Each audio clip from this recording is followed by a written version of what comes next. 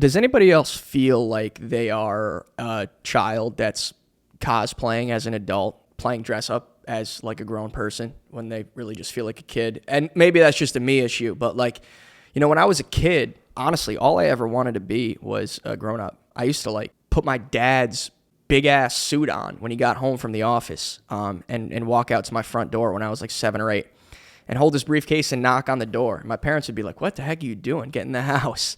But I would tell them like, "Man, I just can't wait." I used to say, "I can't wait until I'm a guy that has a briefcase and keys." And it's like, now I have the briefcase and the keys, and I have, I guess, a suit that I wear that I, come home late from work when it's on. And it's like, all I want to do is go back to being a kid. It's like, I don't really know. When my parents were my age, they had 2 children and they owned a home, and like, they were both working full time. I guess I share that with them, but like, working does not make me feel like an adult. So like, at what age in 2024 are we saying you are now an adult? And like, if you feel this way, let me know down below, please, because it's something I've been thinking about a lot. And if you think I'm crazy, let me know too, because I'll tell you what, we've been getting some hate comments for the first time ever, primarily on TikTok. People on TikTok are mean. Oh my God. And funny too, honestly. I got one TikTok comment that said, I would rather watch someone speak to a wall, which is actually pretty damn funny. So if you said that, thank you. Thank you for actually making me laugh. And look, if you're watching this solo episode, you might like this one because effectively this is me talking to the wall. So check this one out, brother. But yeah, man, look, I don't really know where I fall on the child versus adult timeline because I'm past the age, I'm 28. I'm past the age where anybody would consider me a child, but I don't have a kid. I'm not really responsible for anybody. I kind of am, but not really. I don't own a home, and I don't know when the heck that's going to happen because, housing affordability is probably at the worst level it's ever been in history. So I don't really know. And look, maybe if I asked an adult this question, they would say, dude, I still don't feel like an adult, But to me, this is something I've really been wondering. When am I going to wake up and say, oh, okay, now I'm finally that? I still do a lot of the things that I did when I was a kid, even though like I'm not really a kid anymore, Like I play video games all the time and sorry, but I like them, I still sometimes like to watch cartoons. I collected Funko Pops for a long time. I had like 80 of them, and I don't know what that's all about. Is this unique to me or not? Sometimes I was, nervous that I was only doing it to try and reclaim some part of my childhood that maybe I skipped over.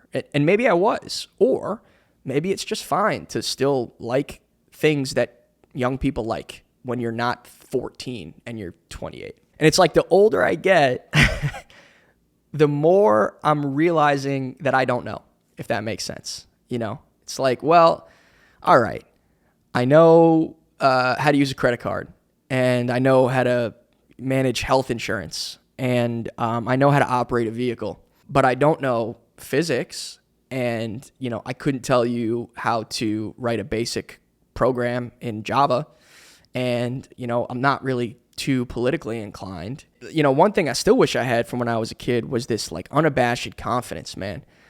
I genuinely believed that I was going to be an NFL football player until I was like 13 years old. And if you've seen me in person, you would know how crazy that sounds.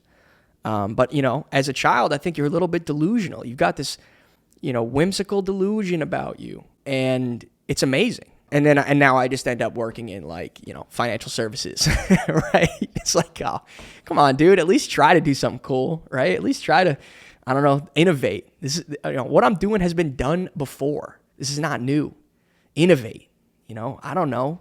Make a wingsuit, jump off a building, try to fly, glide, go learn how to rock climb. I don't know. This podcast, you might say, is interesting. So I'm trying to figure it out, man. Look, we got our first viewer questions this week. I'm going to get into a couple right now. I think they're really awesome questions and ones that are really important.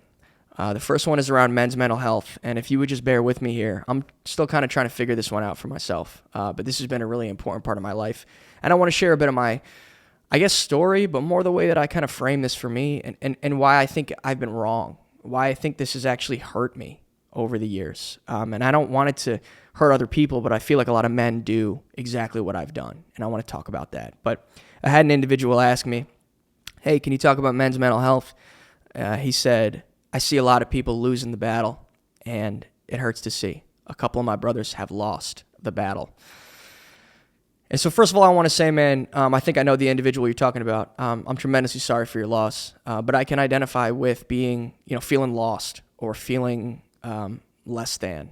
I can absolutely identify with that. And I think the way, look, as men, and again, I'm only speaking for men because I am a man, but I feel like we want to build and conquer, and we want to grow and, go to war.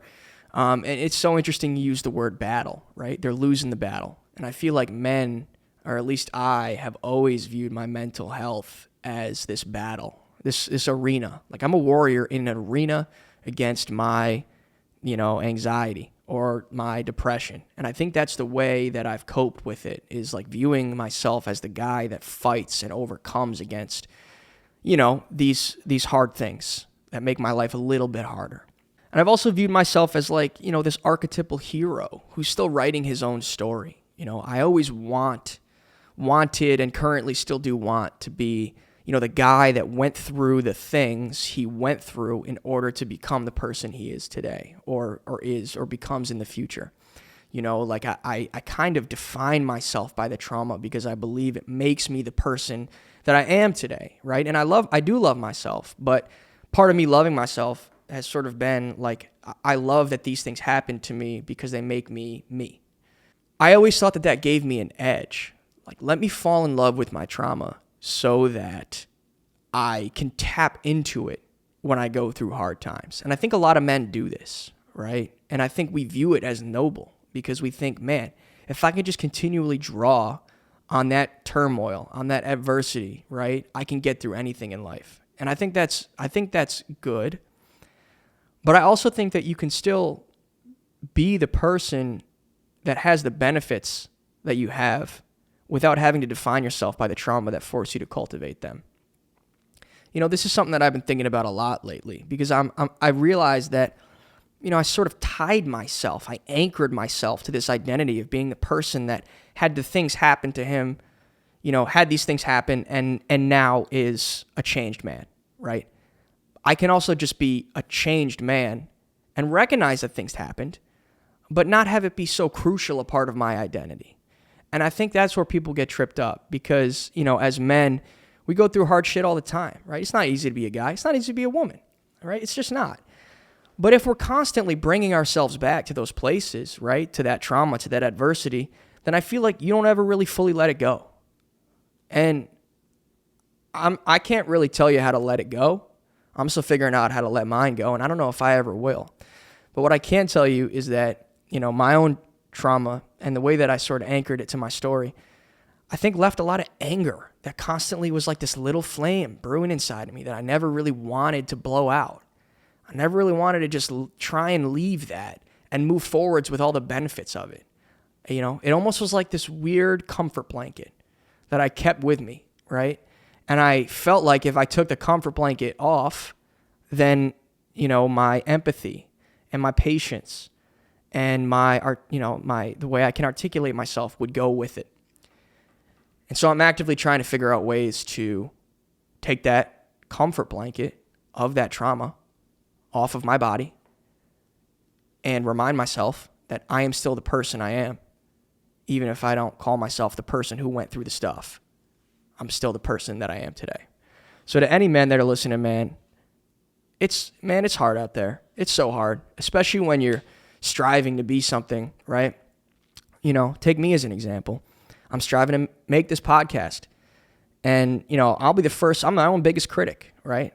Sometimes I think this is the best thing in the world. Other times I tell myself this is the worst podcast on YouTube.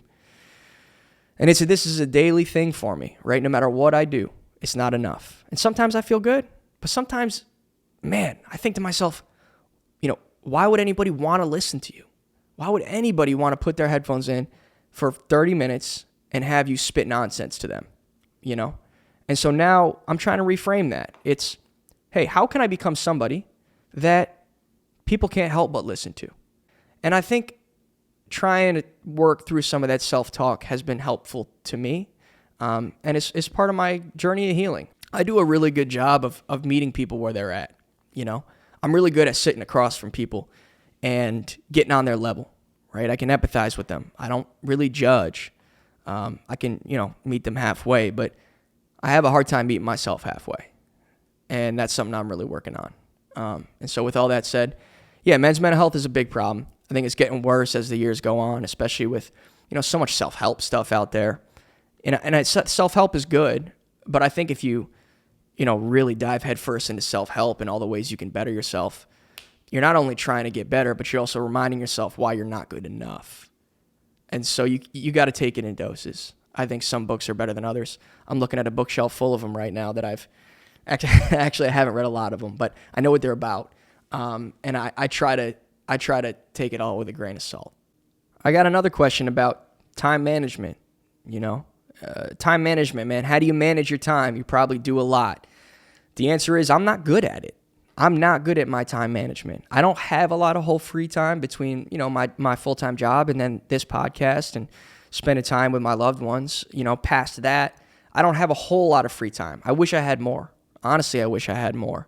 But I've been trying to keep certain non-negotiables, things I need to do on a frequent basis, irrespective of what else is going on. One of them is going to therapy. I do it every single week. I think it's been the single most helpful thing I've done for myself in the last 5 years. Very odd the first few times, felt kind of weird going in there. But I give my girlfriend a lot of credit. She was the one that really pushed me to go and try to seek some help, and I have. And this woman's helped me tremendously. So that's a non-negotiable. This podcast is a non-negotiable, right? I carve out time every week, and it's like if there's anything else going on, I'm sorry, but I just can't move this. The thing that I have let slip from the non-negotiables is fitness. And unfortunately, I think that might be the most important part, the most important non-negotiable I could have, right? Because, nobody's got time to work out. Nobody's got time to go for a jog until they get diabetes, until they get cancer. And I'm at the point, man, where it's like I'm gaining a lot of weight. I've let my diet slip. Food is becoming a vice. These are things that I never really dealt with. And these are happening because I let that core tenet, that non-negotiable, slip. And so I'm trying to do my best to get back in the gym. I've been playing basketball, man. I've been going to the JCC, the Jewish Community Center, because it's the most affordable gym in my area. And I got to tell you, man, these guys can ball. I play a little bit of pickup there before I go lift. And I played some knockout. I got a funny story about knockout. So I was playing knockout the other day, but when I was a kid, I was playing knockout at my buddy's house. We were in middle school, and everybody that went to my middle school was a real menace. We would make these bets that were like, if you lost this coin flip, then when the teacher hands out the quiz, you gotta do a backflip off your chair, like stupid shit like that. But so we were real stupid when we were like 11 or 12, and I was at my buddy's house, and the bet was whoever loses in knockout has to make a naked free throw before they could put their clothes back on. And, looking back, I don't know why I agreed to this one. And I was pretty good at basketball, man. I was on the middle school team. So I was thinking, all right, I'm with a few guys. I can shoot, I can whatever. And so, I lost the game of knockout. I lost. And I wasn't going to back down from the challenge. So I stripped down. I was buttoned. And we lived in kind of an upper middle class neighborhood, man. So you didn't often see, you saw people all the time, right, walking their dog. But you never really saw like a naked person. They were always typically wearing clothes. And I took down to my socks. I took it all off.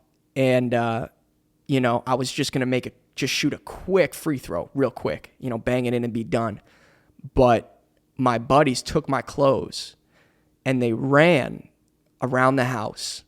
And at that point, you got to make a decision, right? Am I going to chase these guys around the house? Am I going to hide? Am I going to try to sneak in the house and maybe take a pair of clothes from my buddy? But his parents were home. And that's the thing about this story. His parents were home. And I was paralyzed in fear. And then on the way around the house, my buddies knocked on the side door. They knocked on the side door that opened out onto the driveway basketball court. And when my buddy's dad came out, he saw me standing there, no context, butt naked, basketball in my hand. And he said to me, I don't know what you do at your house, but at my house, we play basketball with clothes on. That was shocking. That experience was a shocking experience. And then I got my clothes back and I went home. But anyways, I've been trying to play basketball. I've been trying to go to the gym, but it's been slipping, man. So my advice on time management is just, look, you got to find a few non-negotiables. One of them should be something that makes you happy. For me, it's the podcast. One of them should be something that makes you healthy. For me, it's maybe going to the gym. For you, it's maybe going for a walk, doing some meditation. I don't know, going for a jog. And then I think another one should be something that you can actively work to get better at that isn't your full-time job. For me at one time, it was learning how to kickflip. I really wanted to learn how to kickflip on a skateboard. And I worked for months to try and do it, and I finally did it. And now, if I'm ever on a skateboard and somebody says, do a kickflip, I literally can do a kickflip. One time I wanted to make a 40-yard field goal. So if I wasn't at the gym, and this is before I had the podcast, and I had some free time, I would go kick field goals.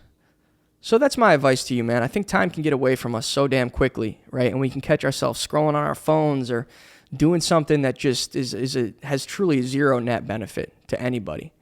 And so find a few things that are non-negotiables. I got another question about the motivation. What's the motivation to do this podcast, man? It's like, why are you even doing this? And it's a very fair question, right? Because to an outsider, it's not like this is going viral. It's not like I'm making money off this, and the motivation for this has changed. Initially, I viewed this podcast as an escape. I wanted this thing to blow up so fast, so quickly, so that I could swap this out for my full-time job instantaneously. And that was a mistake, and I'll tell you why. And I think this holds for anybody that's trying to pursue a righteous, lofty goal and try and make something full-time.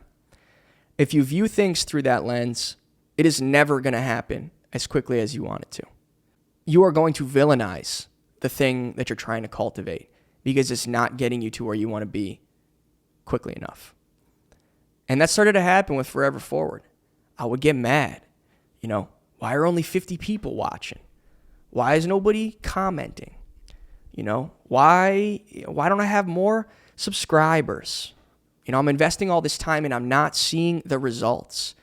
And I can't take one more day of this life that isn't a full-time podcaster. I think over time, as you start to realize that Rome wasn't built in a day.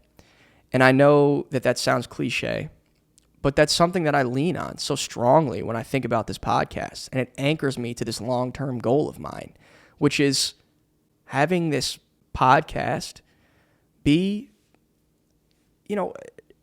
a national, global thing that people know about, and that brings me income and that I feel like has an actual impact on the world.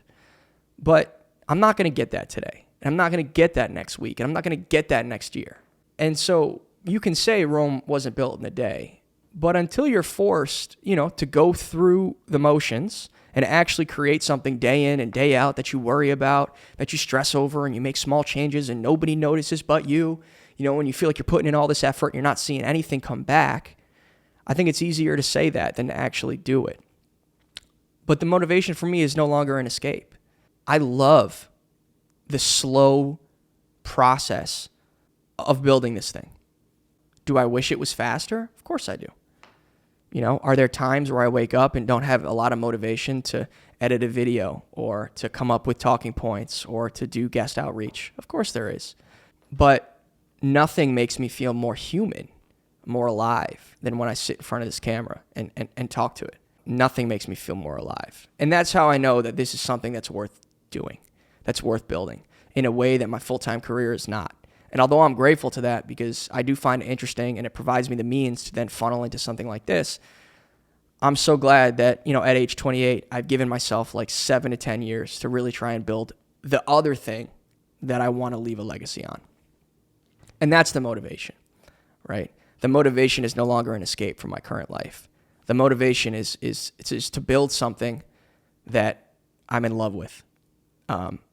And I'm falling in love with the process. Let's put it that way. I'm not all the way there, but I'm falling in love with the process. One last question. They said, I currently work along great people, but they're unreliable. Do you have any advice? Let me just tell you this, man. If you work with people that you would call good people, I actually think you're in a good spot, right? Let's leave aside the unreliable point for right now. You spend so much of your life with the people that you work with, right? If you're not a solo entrepreneur, you work with somebody, at least one other person, and you probably see them every day. And for you to be able to say that, hey, these are good, nice people, I think, first of all, you should be grateful for that, because I've seen the other side, and it can be very challenging to work with people that are extremely reliable, right? They'll be there, but they don't make you feel good. I would rather spend 40 hours with people that might flake on me or not always be there, but that are kind, nice, lovable people than the opposite. But I would say, look, man, who's to say that you can't take some authority, right? If these people are unreliable, even if you're a junior person, try to call them, text them. What are you doing? I need you right now. If there's an issue, maybe you have to take on some additional responsibility. Maybe you have to, work more closely with your manager and figure out a way that you can start to take some stuff from these people. And I think in the end, it'll just be a net benefit. Sometimes it's annoying because you don't want to take on extra work, or might have to work longer hours. But I think, working with people that aren't great gives you a chance to shine even brighter. And if your goal is to rise through the ranks at this place, look, you've clearly got people around you that are at least pleasant, and there's an opportunity for you to take some white space. So I would say dive in, man. Dive in. If you work with good people, sometimes that's all you can ask for, and it seems like there's an opportunity ahead. Past that, man, I got a chance to meet Connor Tomlinson last week. Man, what an incredible guy. Seriously. I mean, an incredible family too, right? I met Connor's mom. I met Connor's brother, who's also just a good-ass dude. Just a great family to meet. And, looking forward to maybe having him on the show again if it all works out. But look, guys, that's about all for my ramblings today. I'm going to continue to get guests. We've got some incredible guests lined up for the next few weeks. And I just want to thank you all again. If you've made it to the end of the episode and you've enjoyed what you've heard, please consider subscribing. Please consider liking. And like I said, leave a comment down below. Ultimately, my goal here on Forever Forward is to help people feel more human, I guess. Help people feel less alone, And I'm not saying I'm a relatable person. I'm just saying I feel like there are certain shared experiences that we all have that not enough people are talking about. And some of them are awesome, and some of them are harder. So yeah, I love you guys all for tuning in. Be sure to subscribe for next week's episode, and I'll catch you guys soon.